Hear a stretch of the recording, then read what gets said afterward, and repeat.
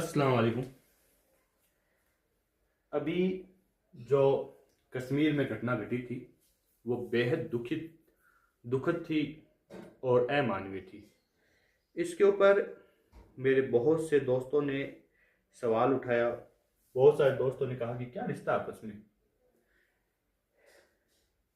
मैंने इस चीज को फिर डीप सीक जो एक एआई टूल है उसके ऊपर पूछा। मैं खुद भी जवाब दे सकता था, लेकिन मैं एक बेहतर जवाब की तलाश में था। मैंने एग्जैक्ट उसका जो क्वेश्चन था उसी को कॉपी किया और डीप सीक पर डाल दिया। तो डीप सीक ने कहा इस्लाम और आतंकवाद के बीच संबंध एक अत्यंत संवेदनशील और जटिल मुद्दा है, जिस पर निष्पक्ष रूप से चर्चा के लिए इस्लाम के मूल सिद्धांतों, ऐतिहासिक संदर्भों और समकालीन राजनीतिक परिस्थितियों को समझना आवश्यक है। इन्होंने सबसे पहले लिखा है 1 नंबर पॉइंट, इस्लाम में शांति और हिंसा की अवधारणा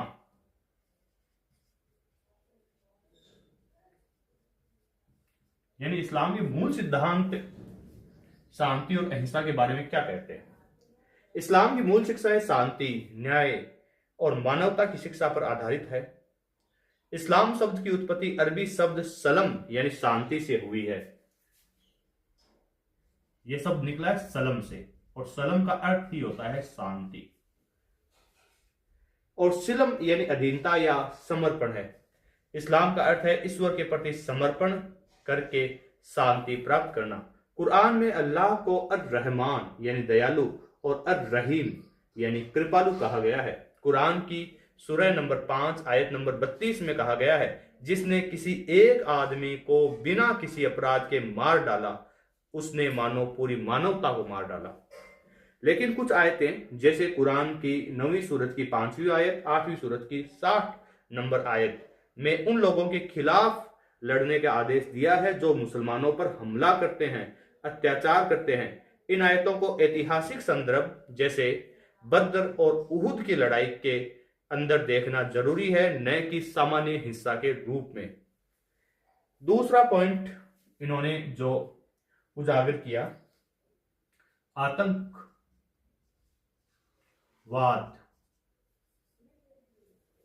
की इस्लामी परिभाषा।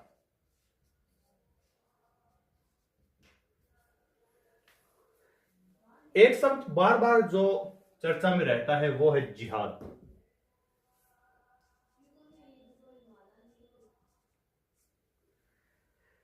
जिहाद, इस्लाम में जिहाद का अर्थ है संघर्ष या प्रयास, जिसमें आत्म संयम, धार्मिक प्रचार और आत्मरक्षा शामिल है। सबसे बड़ा जिहाद जिहाद अकबर, अपने अंदर की बुराइयों को लड़ना माना जाता है। यह बात हदीस में उल्लेखित है।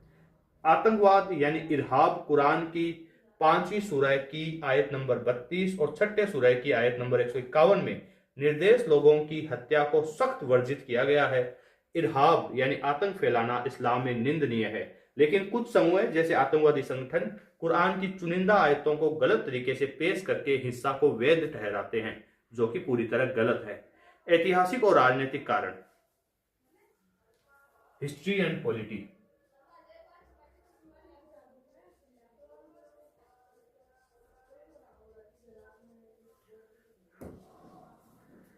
आतंकवाद का इस्लाम से सीधा कोई संबंध नहीं है, बल्कि निम्न कारणों से जुड़ा है। साम्राज्यवाद या औपनिवेशिक विरासत जो कॉलोनियलिज्म था, मध्य पूर्व में ब्रिटिश फ्रांसीसी सीमाएं खींचने से अस्थिरता पैदा हुई, जो मिडिल ईस्ट है उसके अंदर।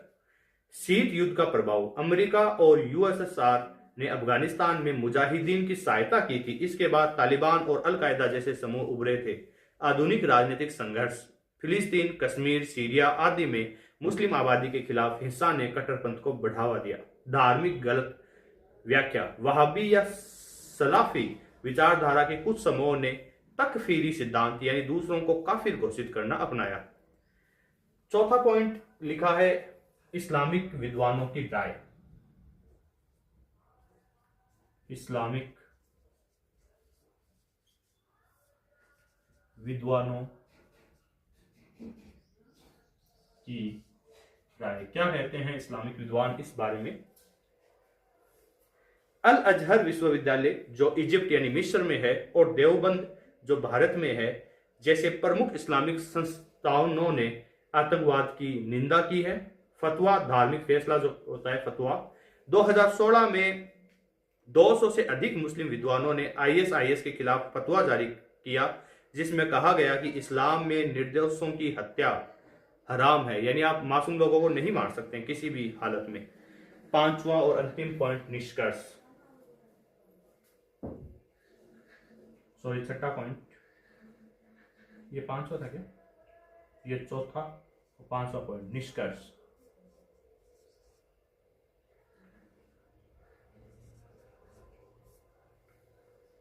निष्कर्ष के रूप में क्या इस्लाम आतंकवाद को बढ़ावा देता है? नहीं, इस्लाम के मूल सिद्धांत आतंकवाद का समर्थन नहीं करते। हालांकि हाँ, कुछ राजनीतिक और सामाजिक कारकों ने इस्लाम के नाम पर हिंसा को बढ़ाया है। समाधान